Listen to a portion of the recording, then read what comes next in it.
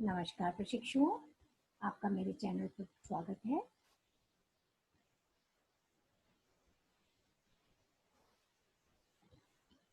प्रशिक्षुओं, आज की वीडियो में हम पुनः एक बार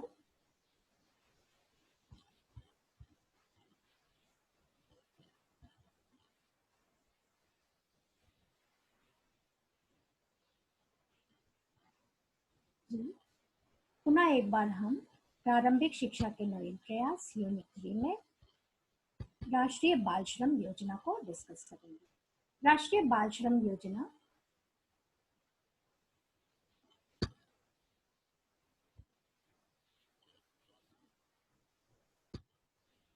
जी हाँ, राष्ट्रीय बाल श्रम परियोजना जो आपका यूनिट 3 का 13 टॉपिक है और पेपर का नाम क्या है? प्रारंभिक शिक्षा के नवीन प्रयास।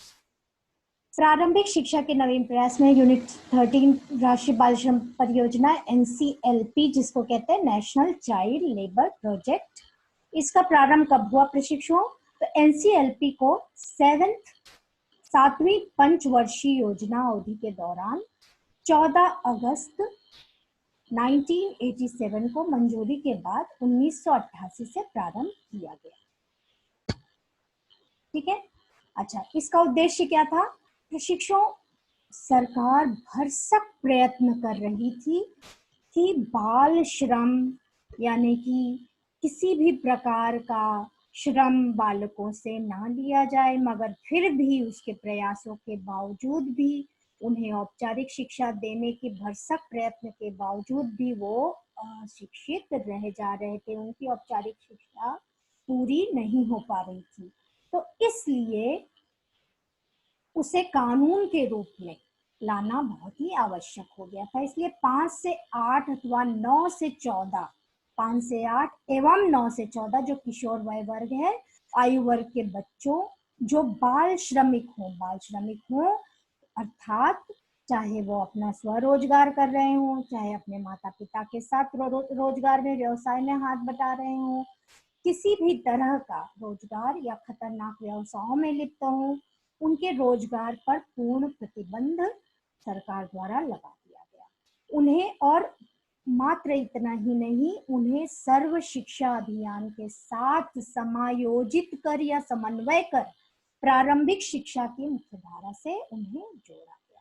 यही इस राष्ट्रीय बाल श्रम योजना का प्रमुख उद्देश्य था कि ऐसे बच्चों का पुनर्वास हो, उन्हें औपचारिक शिक्षा की मुख्यधारा से जोड़ा जाए। इससे पहले भी हमने जो देखे थे कि राष्ट्रीय साक्षरता मिशन के दौरान भी हमने यही किया था, प्रौढ़ शिक्षा के दौरान भी हमने यही किया था।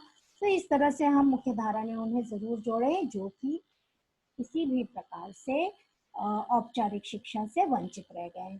तो इसकी आवश्यकता पर एक नजर डालते हैं। बाल श्रम के ज्ञात सघनता के क्षेत्रों में वे क्षेत्र जहां पर बाल श्रम बहुत अधिक मात्रा में पाया जाता है, ऐसे पिछड़े क्षेत्रों में बाल श्रम की घटनाओं को कम करने के लिए जब 1991 में जो जनगणना हुई थी, जब उसके आंकड़े देखे गए, प्रशिक्षु हैरान रह जाएंगे कि बाल श्रमिक की संख्या मोर देन 1 करोड़ थी, यानी कि सही आंकड़ा था 1.128 करोड़। समझ गए? तो अब इतने सारे बाल श्रमिक जब पाए जा रहे हैं जो कि हमारे देश का भविष्य है, और वो बच्चे किसी न किसी खतरनाक व्यवसाय में लिप्त हैं। कई बच्चे घर के काम भी करते, होटलों में काम करते, रेस्टोरेंट में काम करते, सड़कों पर काम करते पाए गए।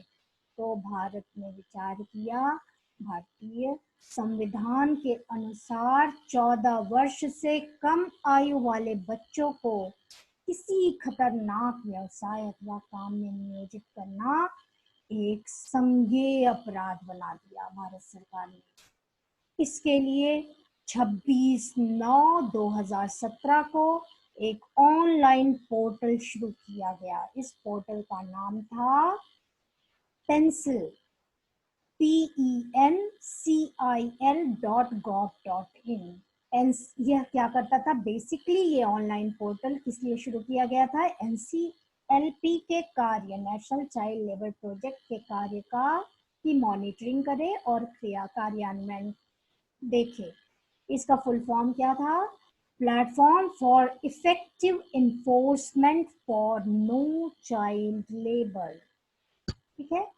अब बाल श्रम होता क्या है? एक्चुअली बाल श्रम कार्य करने वाला व्यक्ति, जो कार्य कर रहा है वो व्यक्ति कानून द्वारा निर्धारित आयु, कानून द्वारा निर्धारित आयु क्या है? 14 वर्ष से ऊपर होना चाहिए, तो उससे छोटा होता है। तो 14 वर्ष से छोटा जो भी बालक कार्य कर रहा है, जो भी बच्चा कार्य कर रहा है, चाहे वो लड़का हो चाहे लड़की, बालक हो बालिका हो, उसे वो किसकी श्रेणी में आ जाएगा? बाल श्रम। और बाल श्रम क्या है? कानूनन अपराध है। तो कभी भी अपने घर में छोटे 14 वर्ष से कम आयु वाले बच्चों को डोमेस्टिक घरेलू कार्य के लिए बिल्कुल ना रखें।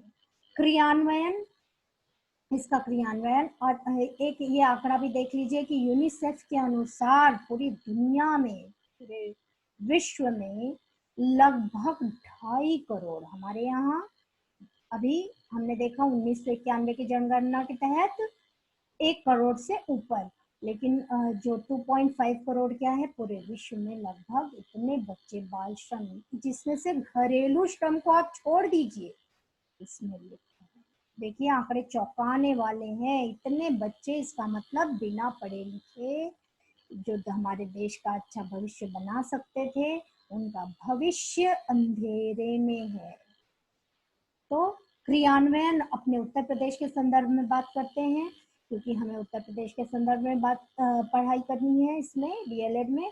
तो इसका क्रियान्वयन, नेशनल चाइल्ड लेबर प्रोजेक्ट का क्रियान्वयन उत्तर प्रदेश के अंतर्गत 11 जनपद, जहां पर ये बाल श्रम बहुत ही अधिक पाया गया, वहां बाल श्रम के पुनर्वास हेतु अब तक 470 स्कूल खोले जा चुके हैं।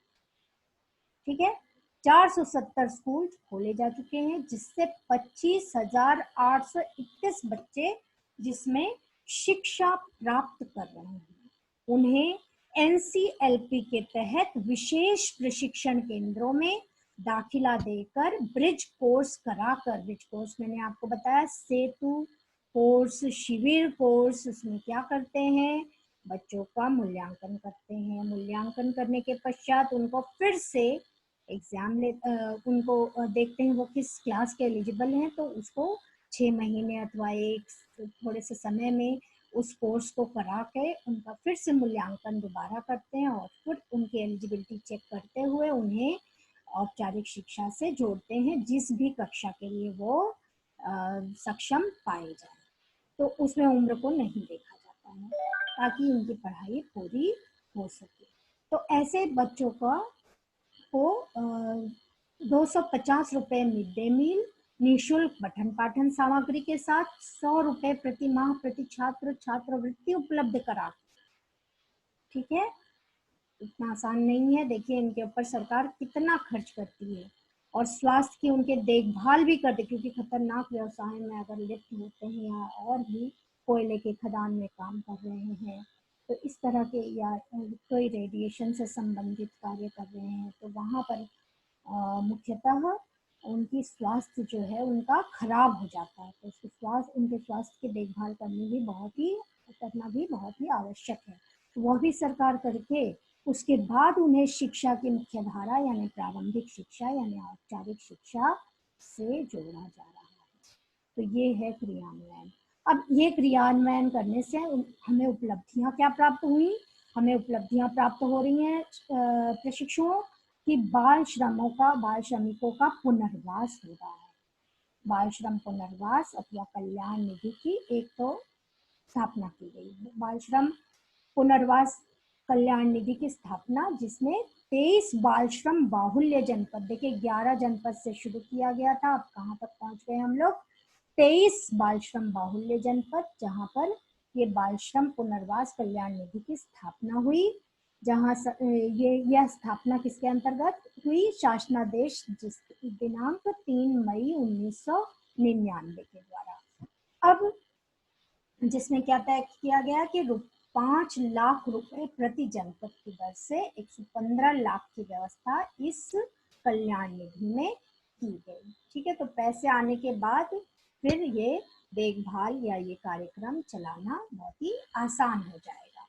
फिर दूसरा इसकी उपलब्धि क्या थी, 2018 एकदम लेटेस्ट 2018-19 के दौरान NCLP जो है उसके तहत 66,169 बाल श्रमिकों को बचाया गया। 66,169 बाल श्रमिकों को बचाया गया।